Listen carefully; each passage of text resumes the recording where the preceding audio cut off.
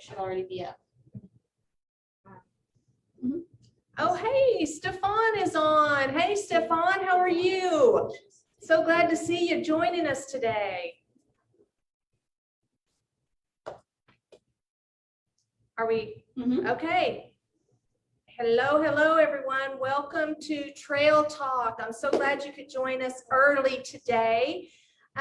We are here in our classroom studio at the Chisholm Trail Heritage Center in Duncan, Oklahoma. And do we have a great guest today? This is Mark Moss. He is the lead singer, and you play guitar also, Mark? Is that Guitar right? player, that's correct, yes. In a Jimmy Buffett tribute band called Lost Shaker of Salt. And for those of you local people who are watching, Lost Shaker of Salt is going to be performing at the Simmons Center tomorrow night, March the 26th at, let me look, at 7:30. And I'll have all the ticket information available for you. We'll put it all in the comment section, but I'll tell you all about that in a little while.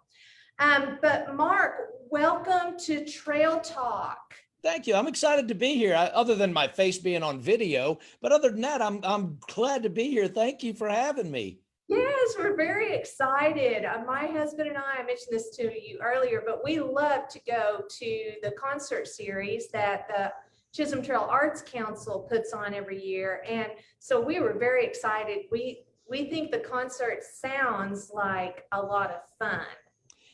It really is, I mean, put all your troubles behind you when you walk through the doors, because it's all about having fun. It's all about smiling, laughing, joking, playing some fun music.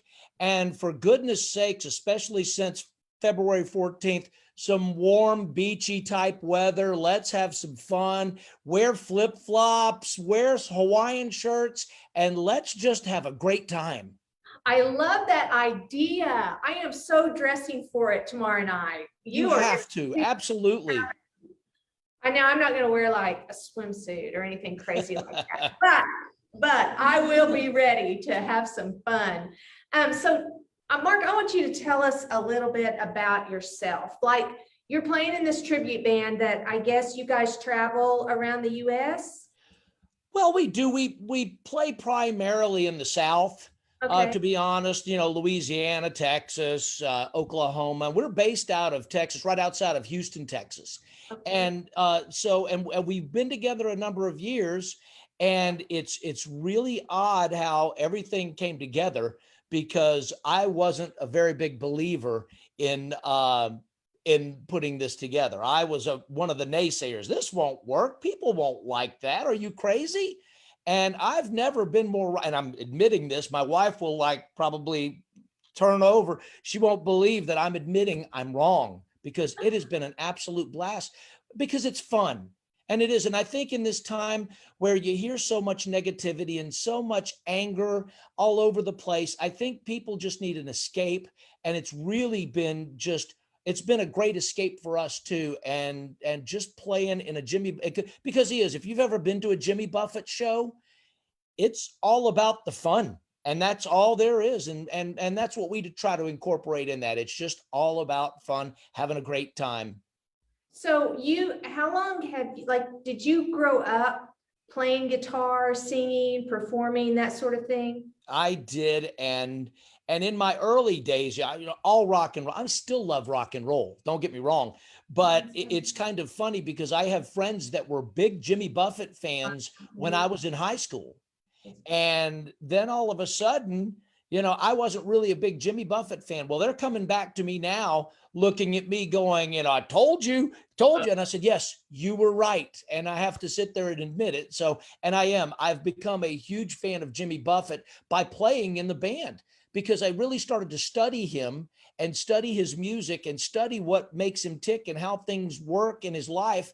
And he's such a brilliant performer and really a brilliant businessman as well. And so it's really an honor to be able to go up there as a tribute and play his songs and kind of share some of that fun.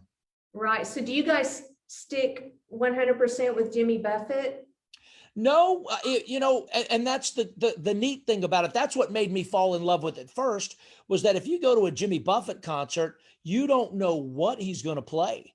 Sometimes he'll play all of his songs, sometimes he'll play half, and all of a sudden he'll kick off into a Tom Petty song, because Jimmy Buffett is really all over the place, and he plays, Hank Williams Sr., and he plays, all kinds of stuff. And so we kind of try to shake it up a little bit, so that we obviously play all of his big hits, but we also kind of throw in a few surprises too, some things that people can clap along and dance to, because at the end of the day, it's music, and it's all motivating, and it really is. It's just a lot of fun.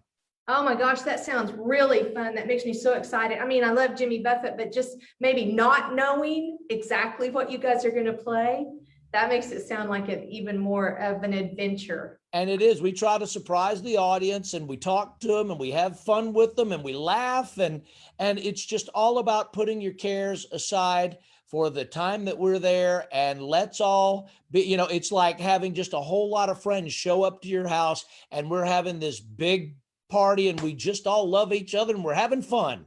Right, right. That's awesome. So you were telling me you have 3 girls. Now they're kind of young, but do they like to watch you perform? They do. Sometimes they don't mind making fun of me as well, and that's okay too. I don't mind that, because that's what daughters do with dads. They make Right, fun of them, right. and but they enjoy watching me perform. My oldest daughter and I have written a song together called the Ice Cream Song, and it's about her complete love and passion for ice cream. And so eventually, when she gets old enough, I hope to have her on stage and we'll play that song. But they do. They like to come out to shows and see dad play, and they just really enjoy it. So hopefully, I'll get a chance to get them out to some of the shows, and maybe even get one of them on stage to sing with me. What fun. So I was curious if that singing gene passed on to them. Singing, yes. My heart is in my guitar, and I have worked so hard trying to get one of them to take an interest in playing guitar, and not one wants to play. Oh, And so, yeah, it is. And so I don't, I'm still working on it though. have you So called I'm out for hoping. that baby? You said you have really an 18-month-old, maybe. I have an 18-month-old, and so right now, all I'm if I can get her to just say guitar enough, maybe it'll be ingrained in her brain that she'll start playing. But Y'all I'm whisper not holding out through any hope. it, sleeping. They want to play drums, they want to play piano, they want to play anything but guitar. Well, So, that makes for a little Moss Family band, if you ask me. oh, they'll kick me out immediately. Oh, that's funny. So, you play guitar. Do you play any other instruments? I play some bass guitar, not during the show though. Oh, I'm really all guitar and vocals, and as a matter of fact, my wife plays congas, and so she's kind of over to my right. So if she needs to throw something at me, or if I'm making a fool of myself, she can whisper in my ear and tell me I'm making a fool of myself. And we right. have a bass player and a keyboard player, and of course a drummer. We don't have steel drums, only because our keyboard player, he's phenomenal. He plays harmonica. He plays the steel drums on the keyboards, and so he wears a lot of hats in the band. Yeah, yeah. Well, that's fun though. And that, I mean, you guys, since you have to load up and travel and everything, maybe it's a little easier to have fewer instruments to have to take Well, along. it is, although we'll probably add to it eventually. This is still a relatively new project for us. I mean, we were only a few years old, and Uh, then last year, obviously, all of our shows got canceled due to COVID. So, we're still growing, and it's been so much, just so exciting to see how the audiences respond, and how exciting it is for us to be able to just perform again now, especially now that we're getting this opportunity, especially in Duncan, Oklahoma. We're excited. Oh, yeah, that is super fun.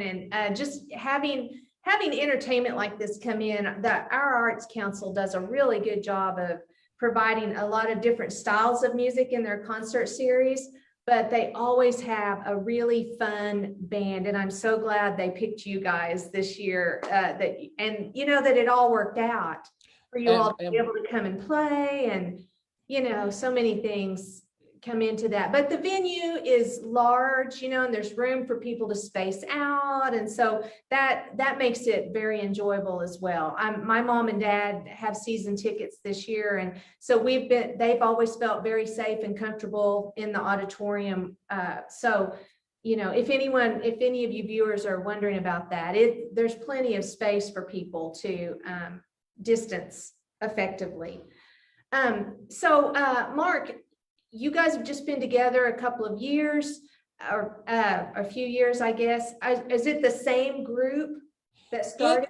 It pretty much is. We had another bass player, and he ended up getting a terrible back injury and just couldn't do it anymore. And it's heartbreaking for him.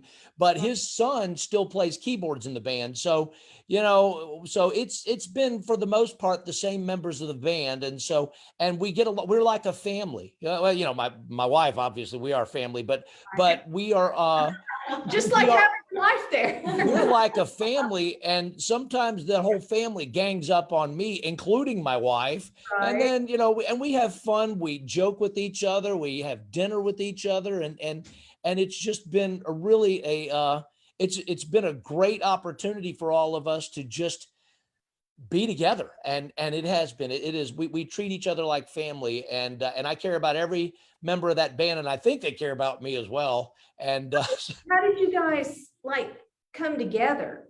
Have you known each other a long time, or how? Well, the drummer Shane and I were in a band before. We were in a rockabilly band. And so we had an upright bass, and then we had a booking agent that came up to us and said, "Hey, I think you guys ought to do a Jimmy Buffett tribute show." And after about 30 minutes of laughing, I said, "Oh goodness, he's serious. I'm afraid he's been drinking," and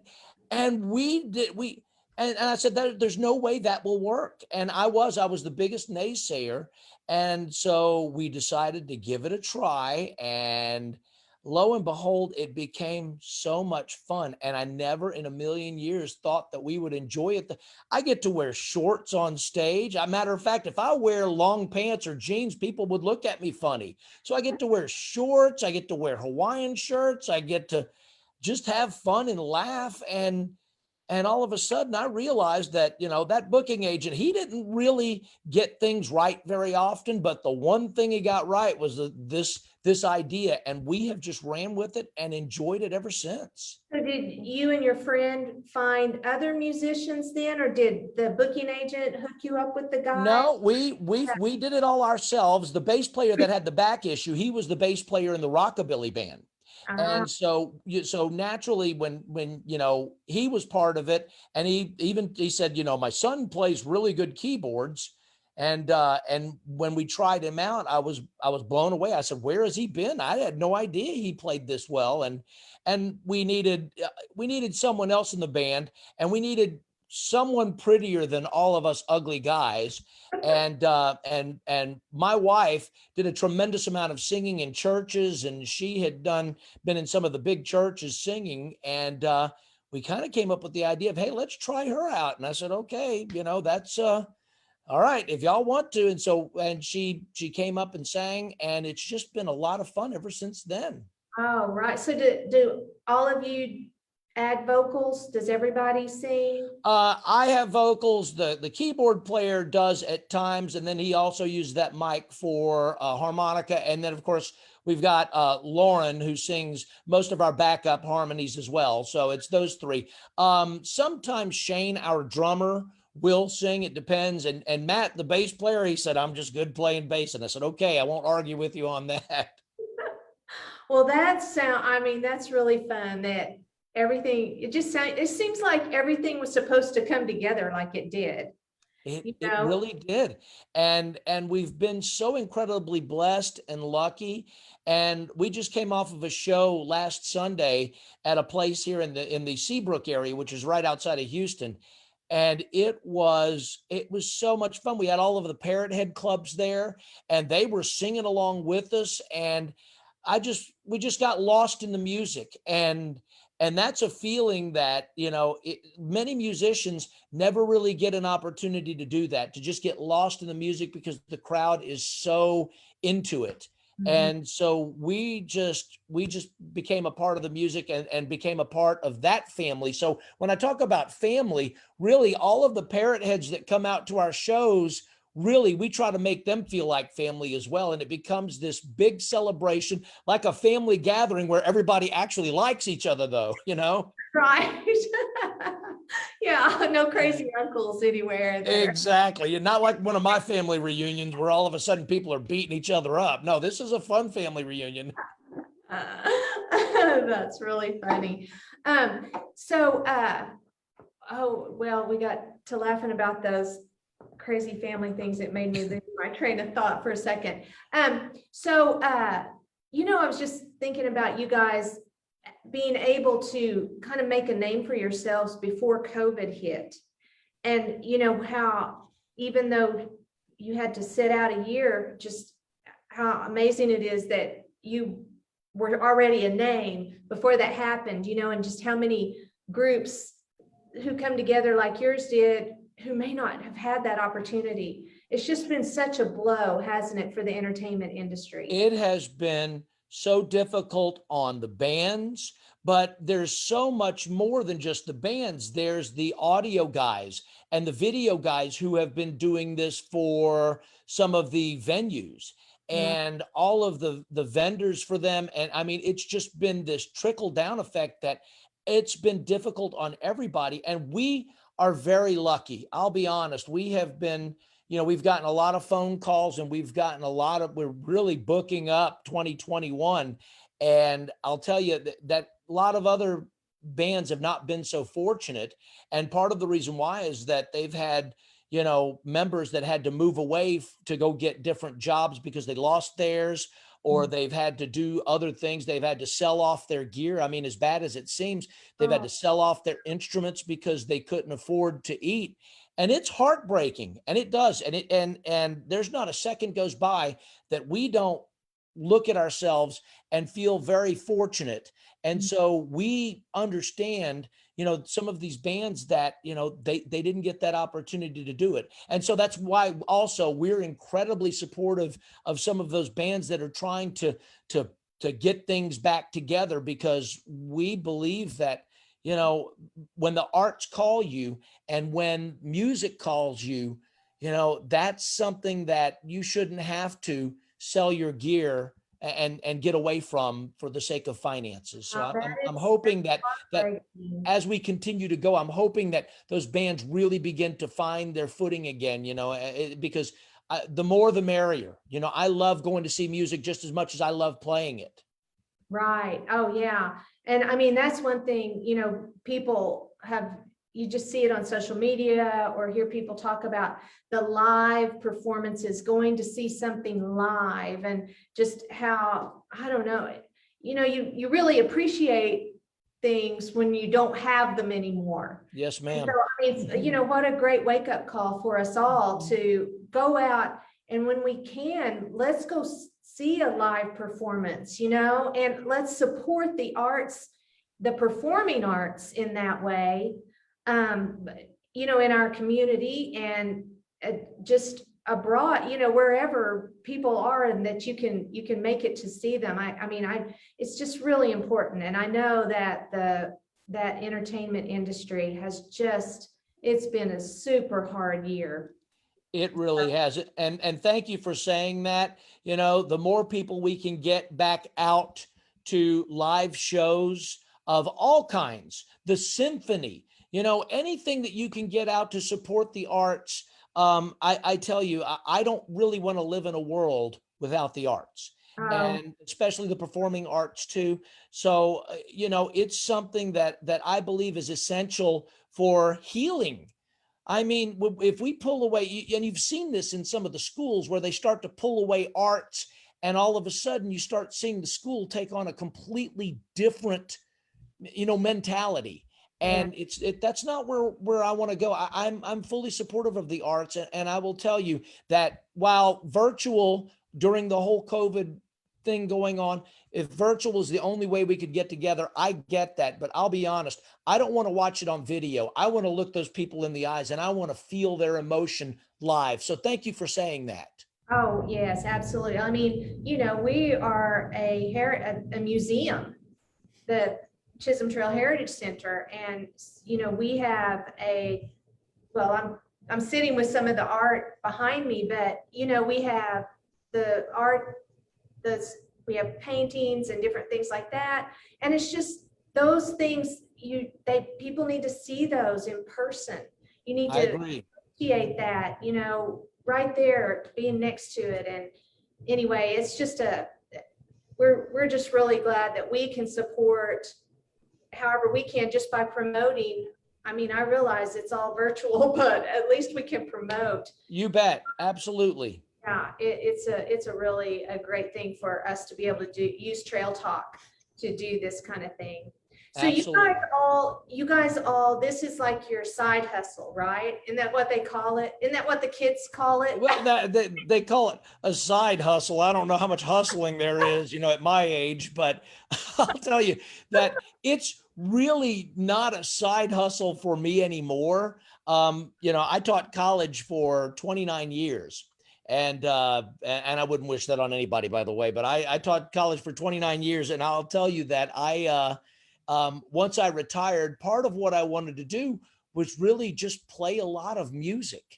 And so, in addition to this band, I do a lot of the solo shows. Sometimes there are places that just can't take a full band. And so I'll grab an acoustic guitar and a speaker and I'll go and I'll play some of these solo shows. And it's just been so much fun. So it's kind of like a side hustle for everybody else, but really it's become more of my just my hustle period, not just a Gig side hustle. And I'm enjoying it. now, right? Pardon? It's your gig now. It is my gig, yes. And I'm so lucky to be able to do this. I do. It's something I dreamt of my whole life, and I am. It's a lot more work when you really dive into it than I thought it was going to be. I'm not quite to the status of the real Jimmy Buffett, where I'm sure everything's done for him. So it's a lot of work, but it's a lot. It's a work that I really truly enjoy, and I think we all do in the band. Well, I think you're like most artists that I've had the great opportunity to speak to, you have that in you. And, there needs to be an outlet. You need a way to get that out and share it with people. So do you compose? Do you write I songs? do write songs. In the Rockabilly Band, we released a CD called "Songs in the Key of Drunk," and it it was just like it sounded. Really, everything was tongue in cheek. It was about being funny more than it was, I think, musically. Although it was a lot of fun, it was a tremendous amount of work. We recorded it, we produced it, we had it dubbed over on CD, we released it, and it was a bucket list thing. I think now selling CDs is probably not something that happens much anymore. People really just download the music, but it was on the bucket list, and so we did it, and it was a great learning experience. And I still, matter of fact, if I get the time, and that's the word time, if I get some of the time, if I'm not too busy chasing around girls or maybe having my daughters chase me around, and not maybe gigging quite as much, I would like to sit down and write more music. I think that I still have a lot I want to say musically, but it's so hard to do when you're preparing for all of these different shows. I think that's on the agenda eventually. I should have done it during COVID, but I was too, struck with, well, what am I going to do today? I don't know. I guess we'll stare at our family and figure out what we're going to do. All right. Well, I bet I can't wait to see what you come up with. When you mention CDs and things, do you guys have merchandise that you bring? We bring t-shirts. We Okay. have found that's if someone wants to see the band, then we bring t-shirts, and we don't sell them like they do at concerts where they're $45 a piece. We sell them for $10 a piece, cash only, because that's all we do. Right. And we sell t-shirts that are Lost Shaker of Salt t-shirts, Mhm. and it really has our logo on there, and that's it. We don't really do a tremendous amount of merchandise, only because we're just more into the playing aspect of it, but we do have some. Right. Well, great. That's fun. That's good to know. cash only and a $10 t-shirt. I There mean, you go. what a great deal. Exactly. Mark, I know you need to go in just a few minutes. You have one class that you're teaching at college still. I am. I'm teaching a public speaking course, so I have to go get ready for that. Right. And Mark didn't tell you guys this, but I bet you can tell by his voice that he was in radio for a long time. I mean, I just think you have that great radio voice.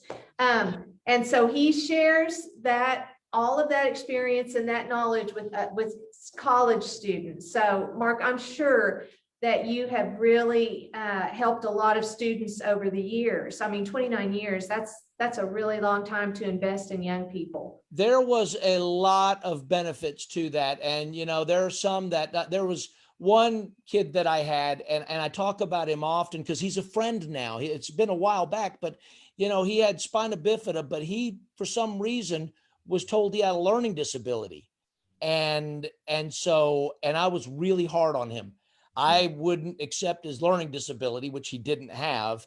And he was just, you know, he ended up speaking at our graduation, and he finished his master's degree. So I call him up occasionally and tell him, hey, how's that learning disability working out? Because he became so driven and is such and those are the kind of things as an instructor that just warm your heart. And if they were all that way, I don't think I would have ever retired, you know, but yeah, I love impacting students. And I'll tell you, part of the radio experience, that's why I like talking to the crowd. I like talking to the crowd because it's almost like being on the radio, except they get to see my ugly face. So, you know, it is, but I do get a chance to talk to them and joke with them and have fun. And it feels sometimes like being on the radio. Right. Yeah. Well, I think that is so great. And I just love it that we've had a chance to sit and talk and get to know you a little bit. And thank you. Yeah, and find out about the band. I'm going to show just real quick here today's paper, the banner. Today's banner has an article about you guys. This I'll is be darned. Stuff, Mark, big time. The Duncan banner. You know, that's awesome. Yeah, there you go. All right. You guys are really somebody now. How about that? I would have never guessed that I would be in a paper in Duncan, Oklahoma. Boom, there you go. I am so excited. Thank you. That is awesome. And the Arts Council has posted these all over town. So viewers, if you've seen one and just kind of walked past it, go back and look at it a second time. But the best way to get tickets is probably at the box office tomorrow night. They have plenty. The box office at the Simmons Center opens at 6:30. Doors open at 7 for the general seating that they have. And at 7:30, here we go. The party begins. Yeah, and then we have telephone numbers as well if any of you have questions, and we'll be putting all that information in the comments section. Again, Mark, thank you very much. I hope I get a chance to say hi to you in person tomorrow night. Please do. And anybody that comes out to the show, please come introduce yourself. I love meeting people. We love meeting people. And we do. We enjoy so much just getting to and especially if they like us on Facebook afterwards and we can create that dialogue back and forth over the years. To me, that is so much fun. And I certainly want everybody to enjoy the show. And we're just so excited to be able to be in Duncan, Oklahoma and perform at the Simmons Center and just have a good time and put all of our cares behind us. We're leaving from Houston tomorrow morning, and we'll be there. And we are extremely excited to be a part of this. Well, you guys be careful coming down. And we're going to get off of here. Now, Mark, whenever it's time to get off of Trail Talk, we say happy trails together. That sounds good. Okay, Stefan, you want to unmute yourself so you can say happy trails with us? Stefan is a friend of ours from Pennsylvania who watches our Trail Talk show on Zoom. Hi, Stefan. Well, he's not unmuting, so he's not gonna join us today, but on three, Mark, 1, 2, 3. Happy Happy trails. trails. Bye-bye. Bye-bye. Thank you. See you tomorrow. Uh-huh.